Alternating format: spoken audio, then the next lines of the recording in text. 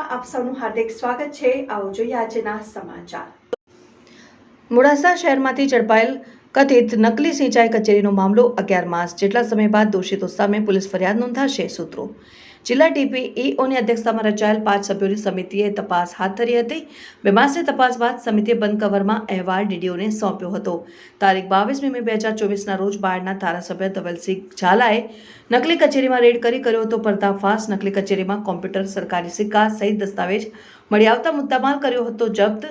નકલી કચેરીમાં સિંચાઈ વિભાગના વર્તમાન ભૂતપૂર્વ અધિકારી સહિત 5 લોકો કચેરીમાં મળી આવ્યા હતા। ડીડીઓએ તપાસ અહેવાલ સરકારને રજૂ કર્યા બાદ થશે કાર્યવાહી। Reporter Hitendra Patel, news 7 India, Aravalli.